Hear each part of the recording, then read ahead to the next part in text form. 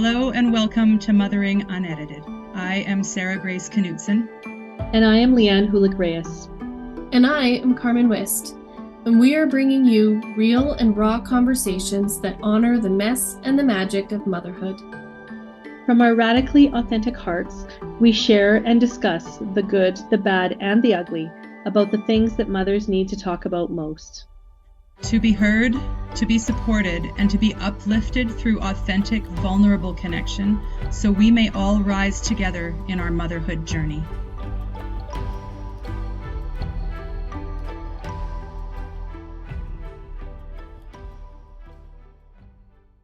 Hello, welcome back to Mothering Unedited. It's nice to be here with these beautiful women. And last week we were talking about a variety of things and what the main, remembering for me is interpreting the world differently.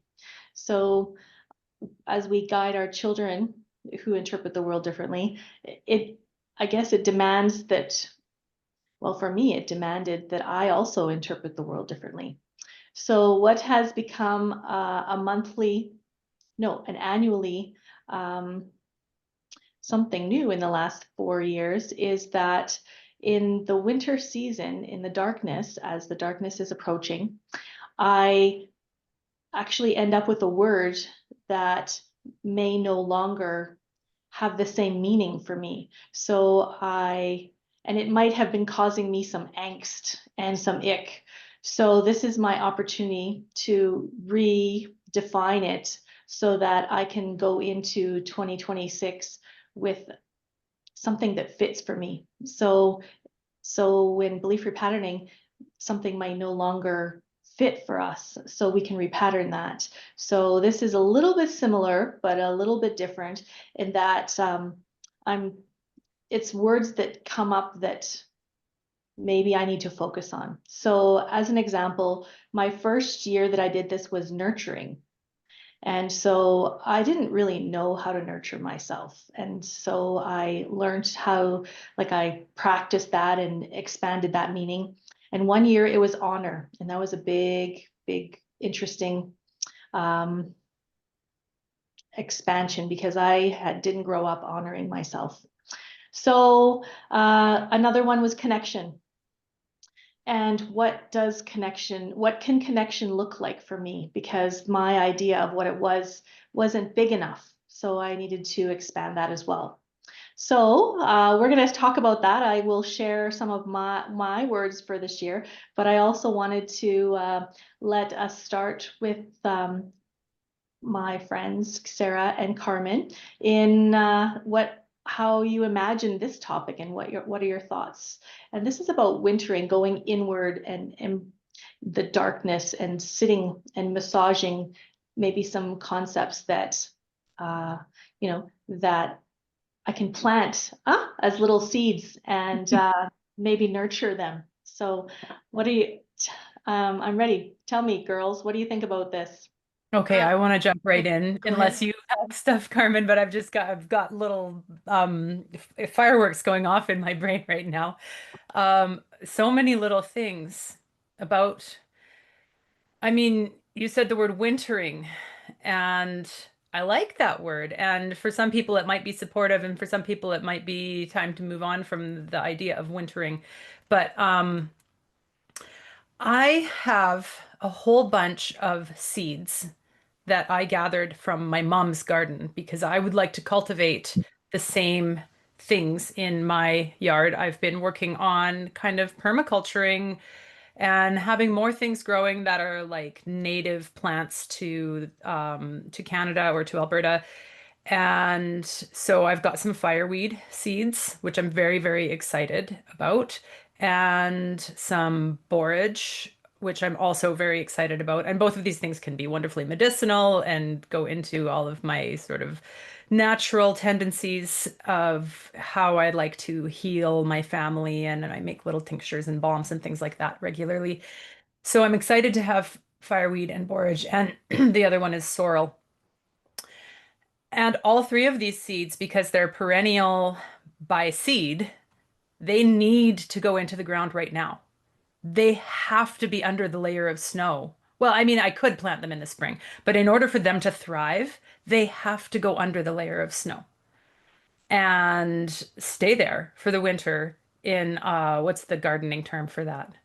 Stratifying. Yes, big word. They have to stratify under the snow and wet, and it causes them to develop in a certain way that they would not otherwise have the chance to develop.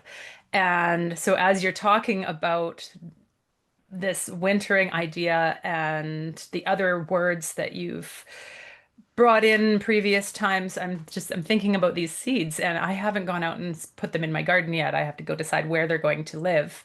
And because they do spread prolifically from seed, I can always change that in the future if I don't like where I put them. So I really could just go out and drop them in certain areas and just let it grow. That's how I did garden this past year, was really just sort of scatter seeds and see what liked to thrive where. So that's the first thing that's really coming up for me as you're bringing up this topic. And you mentioned planting seeds, and I was like, sometimes the seeds really actually do need to sit under a layer of cold and darkness, and that's good for them. And so in what ways is that good for me too? That's really interesting that you bring that up. I'm part of a gardening club, and earlier this year we had what's called Friends of Fish Creek come in and talk to our gardening club, and they're all about reintroducing native plants into the environment here, because we have so many invasive, even grasses, that have just taken over. And they gave us some seeds. This was in the spring. They gave us some seeds and said, please don't plant these until the winter or until the fall, late fall. And so I actually do have some seeds to plant. And it's interesting because I was doing the same thing as you just talked about, and really like, where am I going to plant these, and not planting them. And what made me think of what that made me think of when you mentioned it was that sometimes that is something that I do, is I just wait so long. I don't give my seeds enough chance because I'm waiting for it to be perfect. Yeah, I was And just going to say it's sneaky perfectionism, and I can only say that because I know it well. And I just think that that's so powerful to remember. Just plant the seed, and save a few maybe. And if you don't like it in that spot, or if you don't like what it looks like, we can change. We don't have to be perfect on the first try. In fact, that's not how life works. So that's a beautiful thing to talk about, for sure. Awesome. I was also going to mention that as far as you talk about wintering, something that I love to do is really reflect in the winter time. And I think that maybe I can spend a bit too much time reflecting and not planting those new seeds. But winter is when my birthday is. And so it's like a start of a new season for me. And so that's something that I really love to do, is some more journaling, some more cozy, some more like all of that sort of stuff that we can relate to in winter time, curling up with a book. And maybe not just a fluffy book. Maybe this winter I could curl up with one that's going to, plant some seeds as well. There is a wintering book, actually. Is there? It's by Catherine May. And I think I've mentioned this probably before, actually, I think maybe. But anyways, that's what I guess introduced me to this. And I guess I didn't really enjoy winter in the past. And I was like, didn't appreciate it. And now I really do, because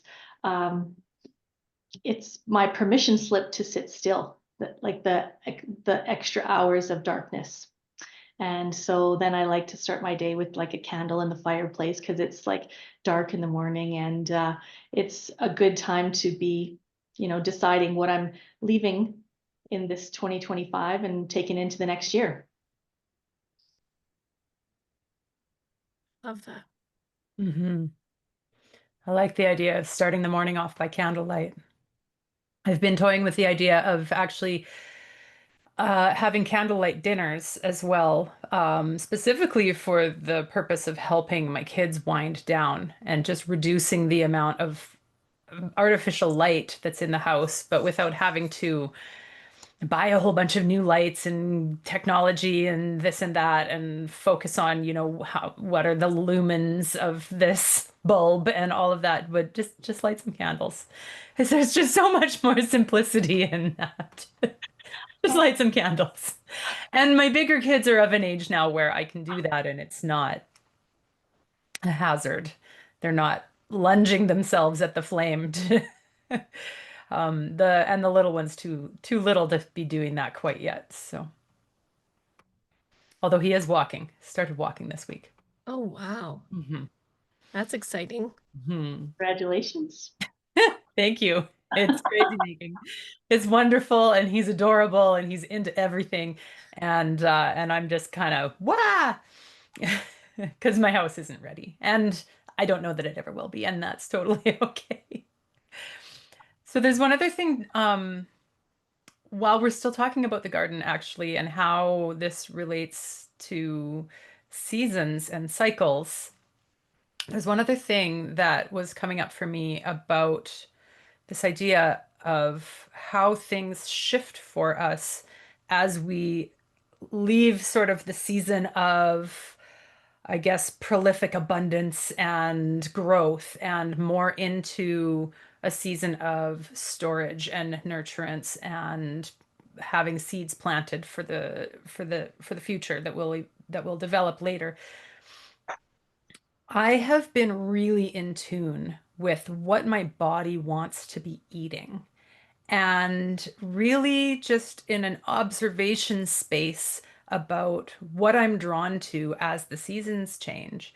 And having done the kind of garden this year where normally I'd put a lot of thought into companion planting and what do I want to put with what, and is it in an area of the yard that gets enough sun, or is this a pot? Most of my gardening is in large raised beds and planters in pots. Not, I don't really have very much in the ground, except for the native things I was just talking about are going in the ground.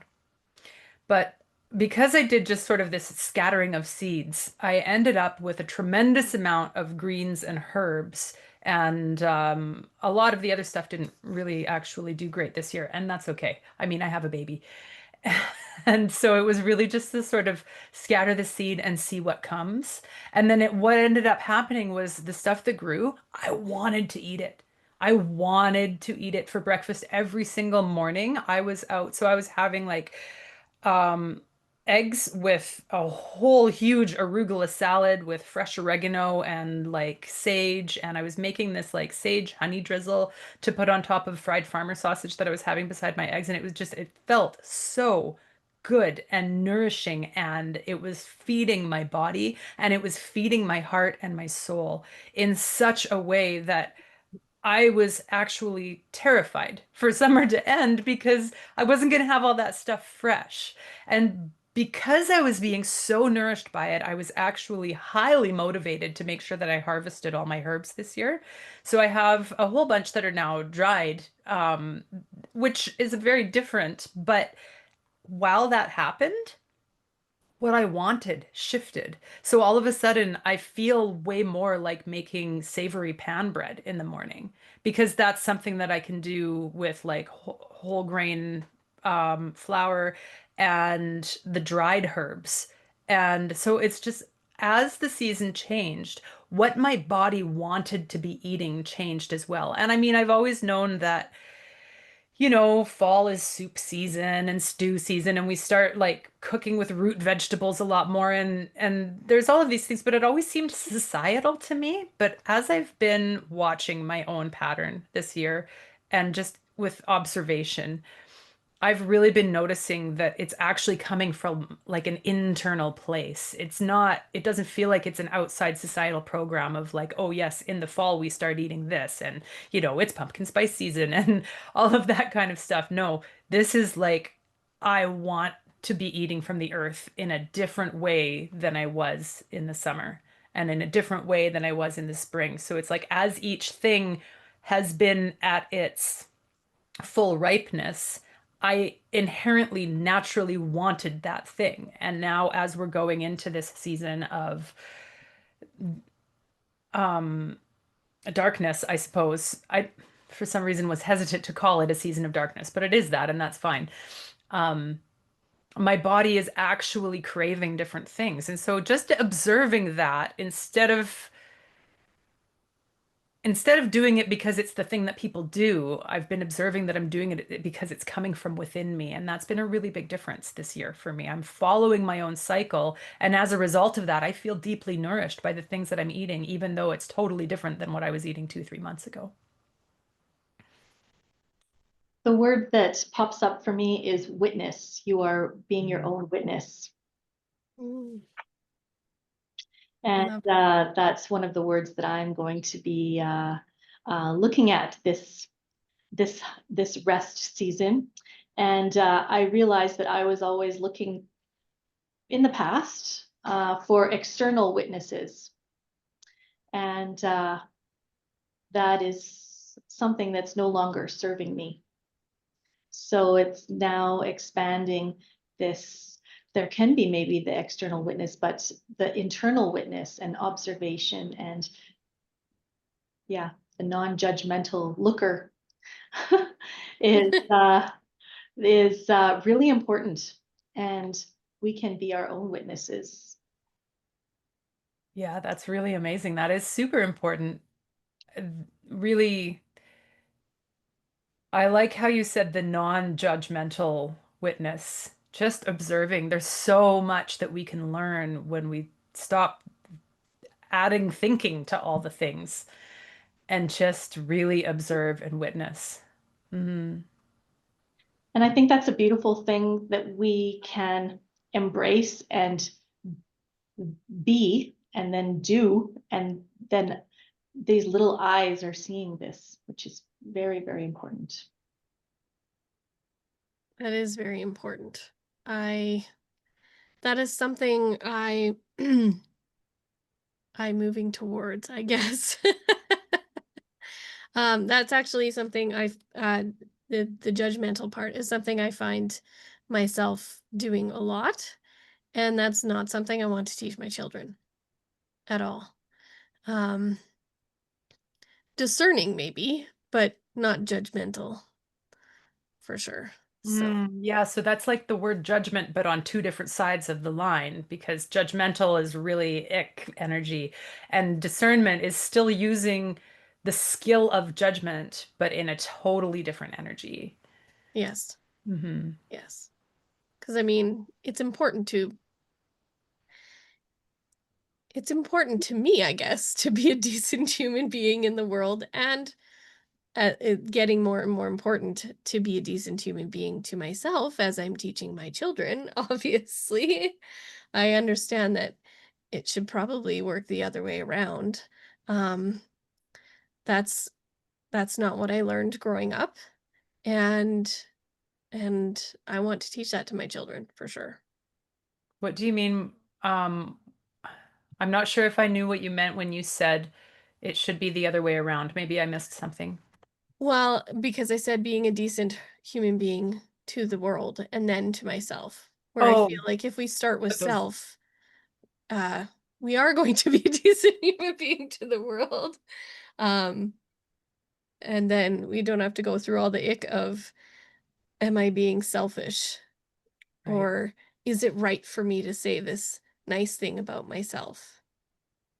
That type of thing. That's what I mean. right. When it's very important. I think it's important because we can only give from the overflow. So if we're empty, we have nothing to offer ourselves, like our children, and then the world. And Mm-hmm. yeah, so Yeah. So in the past week, I have definitely felt like I'm giving from an empty place. Mhm. And actually, I'm glad this is coming up because as we're going into, I would say maybe actually let's call it a chrysalis season. Like that. Yeah. Uh, there has been a lot of shadow coming up for me in the past week, and a lot of sort of old ick that is stuff that I've worked through before. So it's a really important reminder for me this whole past week. It's been intense. There's been intense shadow coming up for me, intense triggers coming up for my kids. And then my partner has sort of been in a state where he was not being able to see my overwhelm. As I say the words my overwhelm, I'm thinking about not wanting to lay claim to the overwhelm that I've been experiencing. And so I was starting to slip into all of these patterns, all these shadow patterns of like resentment, of just, oh yeah, all fine and well for you to have the freedom to go to work and not be here. And just these thoughts that are not helpful and not coming from a place of gratitude, not coming from a place of love, but coming more from a place of overwhelm, desperation, just stress. And as a result of being in that place, and not feeling seen in that place, I ended up definitely um, modeling some not so great patterns for my kids when they were in moments of stress because I wasn't in a place where I could respond and meet them with the loving capacity that I know I have 99% of the time. And that it's okay that once in a while I don't. Um, But as a result of that, I also then got to go through the whole mom guilt thing because I definitely said some things this week in just snappy reactions. And I have this monkey in me that is so sarcastic and even sarcastic with my kids in like a hurtful way sometimes. And it just all of a sudden the words would be coming out of my mouth and another part of me is going abort, abort, why did you say that? And then going into the whole guilt and everything. And I actually realized that this coming up now is really possibly as a result of the fact that we're going into a darker season, a season with um, the expectation societally is still that we perform a certain number of like get all the things done as we do the whole year, except our actual natural way to be would be to be slowing down right now. And so in comes the overwhelm, right? There's really what probably caused all of it was the combination of my son's birthday party, which I poured an incredible amount into, but then as a result didn't pour anything into myself. And then Halloween. And plus questions about whether or not Halloween is still in alignment for my family. And that's a whole different topic that we don't necessarily need to get into, but there are many families who don't feel that it's in alignment. And we've been having those discussions in my family about like, do we still want to do this? But at the same time, there was a lot to do. There was like a lot of busy work that was involved with participating in all of that. And so I'm feeling really like I just kind of want to drop all the busy work. I want to let it all go. And if I could let it all go, I would be so much more able to show up for my kids in a way that's just loving and peaceful because there wouldn't be all of this stress of like, well, I can't come to you right now because I have to do this and I have to do this and I have to do this and I have to do this. And I know I am not the only mama who is feeling that way right now because I have been hearing the same thing from like so many of the other ones in my homeschool community that they're just like, I just want it all to stop. So if anybody else out there is feeling this right now, you are not alone. And I see you, and I'm going through it, and 100 other people, 1,000,000,000 other people are going through it. And so, I guess again, I just want to remind everybody that we're in this together, even when we feel really alone. And I know I just said that my partner wasn't seeing my overwhelm, the overwhelm, and we have gotten through that part, and he does understand now. And we actually got there without me having to go into some big complaining explosion or anything like that. Um, I was able to bring myself back into a place of gratitude and inner power before communicating with him. And that made all the difference in the world, because if I came at him complaining, that would not have worked. Because that just causes all the icky feelings in him. But because I was able to come back to more of a nurtured place within myself, even if I had to do the nurturing myself before coming to him and saying, I need more right now, or I need less right now. I need less doing, I need more nurturance. That I was able to come to him from a place of already being on solid ground, and thank heavens for the tools that I have to be able to do that. And so I will at this point say, for anybody listening who feels like they need help with those tools, do reach out to any one of us, because all three of us have the tools and are more than happy to help others with the tools. So as we go into this season, that's going on for me too, and I'm sure I'm not the only one. I wanted to comment on what you said, that it, like, you've dealt with these things, but they came back. Mm-hmm.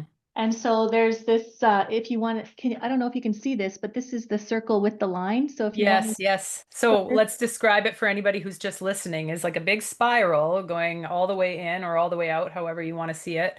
And then there's a line that goes right through, intersecting the very middle of it. And Leanne, what happens when we go around the spiral? so Or what is the line? the line, I guess, well, it's life. And as we go, and when we start in the middle, then we have, like, every time you hit the line, there's like a hiccup, like, and you're relearning a lesson you already learned. So as the circle continues to expand, then you hit the line less often. And so, and you're able to rebalance yourself more quickly. And that's what you were explaining, because you do have the tools. And so it's not, it feels like we're going around in circles, but we're actually not, because you have gained, we have each gained, like, knowledge, experience as we hit the line, the hiccup, and then we can apply that the next time it happens. So yeah, I like to refer to the spiral as the spiral of growth or the spiral of development. And then the line is sort of, I mean, it's probably intersected with a whole bunch of lines, but this particular line is, the way I look at it, the line is sort of a trigger or a thing that I've been working through in this life. And then each time that I hit it, there's a tendency for so many people to be like, I thought I already dealt with this. This means I didn't do the work. No, you did the work. You did the work and it was effective. And now we're meeting it at a deeper level. And that means that when we get through it this time, the healing that comes from getting through it this time is going to be that much deeper as well. And then we will end up encountering it again another time. And then the healing can get deeper on that time too. So I always tell my clients, if you're running into the same thing again that you did like a year or two ago, celebrate. Celebrate, because it means you're leveling up. So yay, I'm leveling up. it's visible evidence of your growth, right? It is. And you're witnessing, there's the word again, witness. You're witnessing your growth. And one of the things that I love witnessing about my witnessing is that I am now able to be in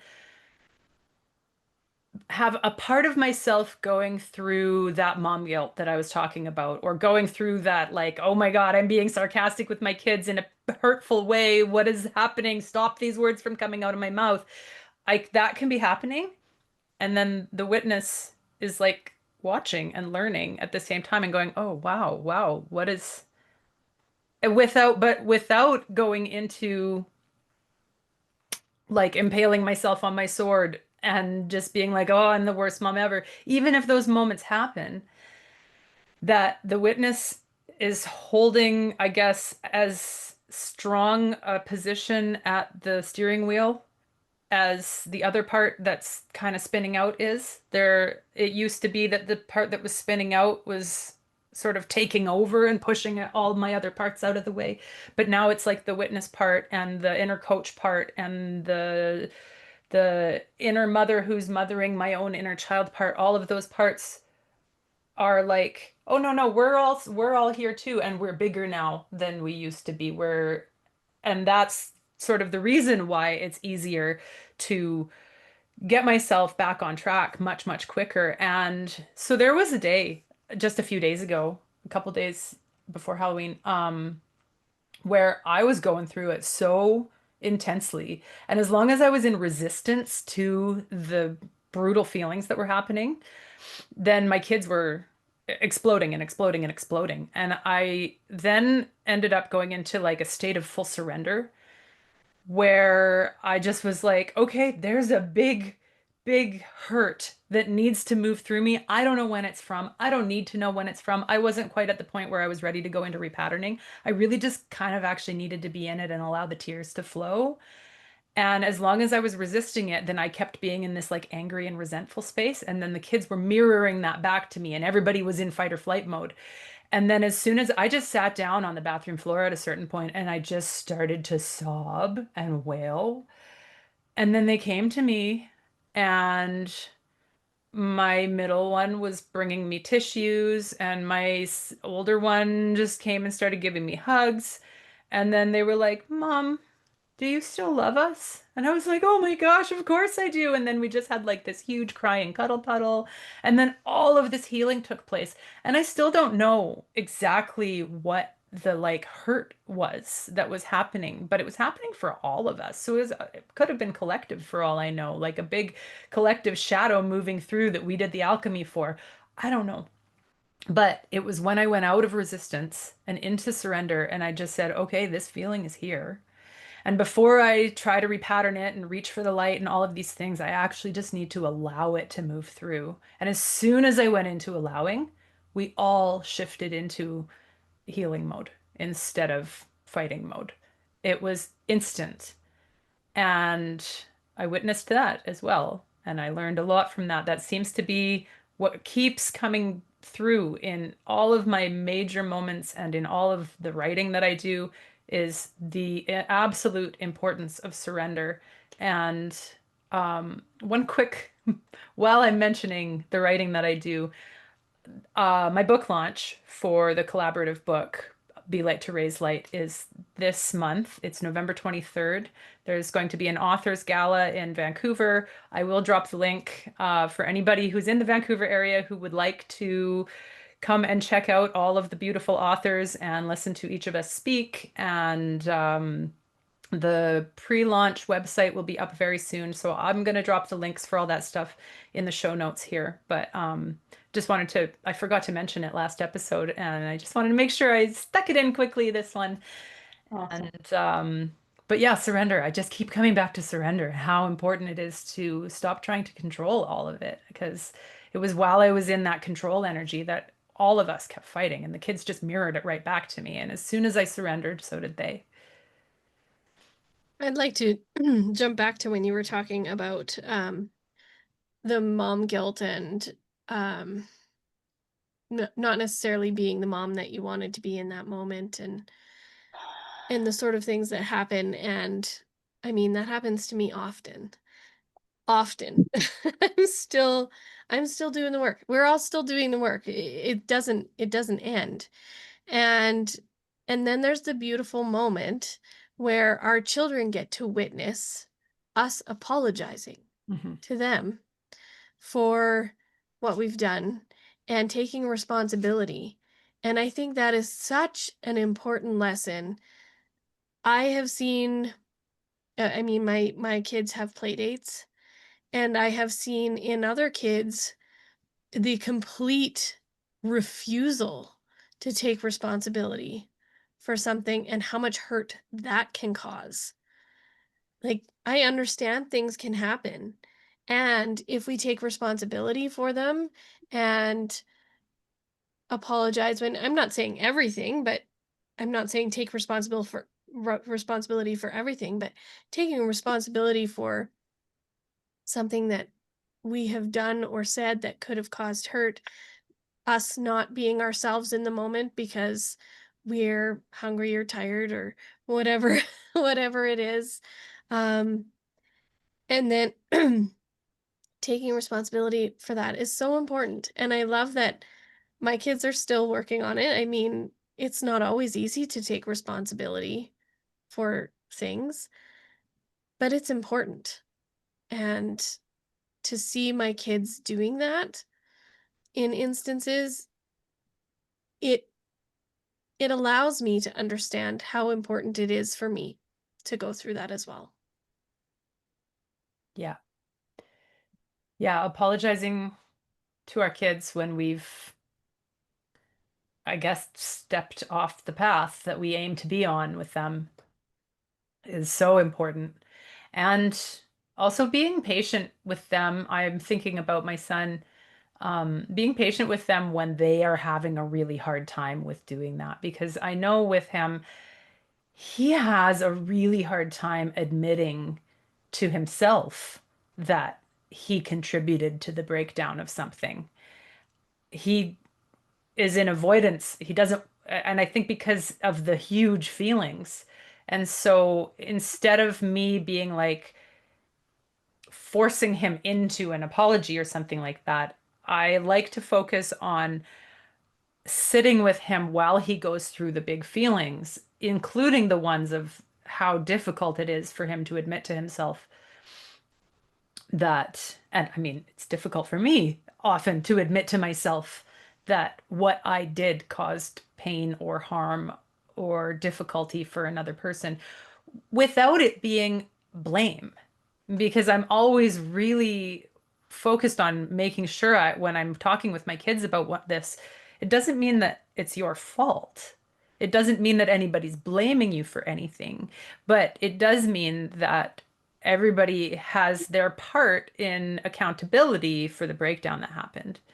And it is, if you didn't want to be harming someone, then an apology is due.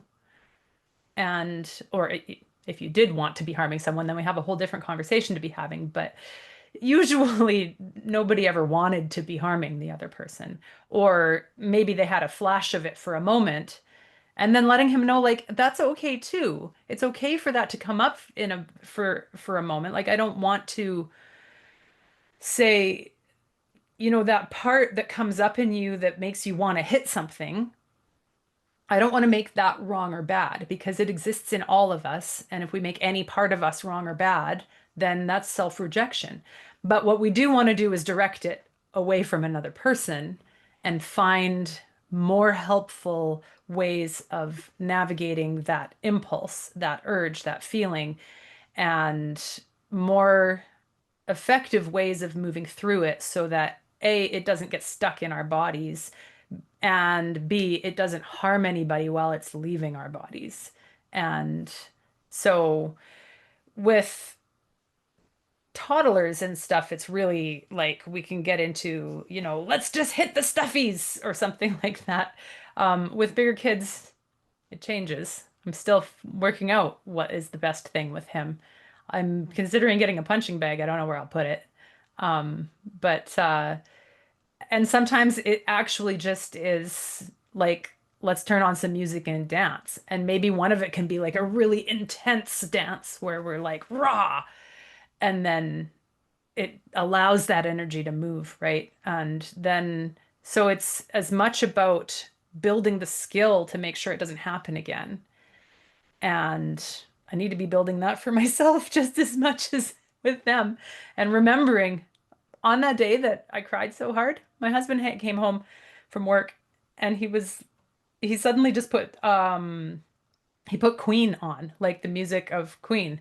And I could not be upset anymore listening to Queen. And I was like, oh, actually, that's really important for me to remember too. That always it puts me in a different space, in a different energy. And how frequently music helps us to either move energy, shift energy, and he tends to like to put on actually quite aggressive music for himself. I don't like aggressive music anymore. I did when I was a teenager, but I do like music that moves a lot of energy. So yeah, there's so much to learn and so many different methods. Thank you for being so real and raw in all your examples, because that helps us to really dig into details. So thank you. Thank you. Sarah.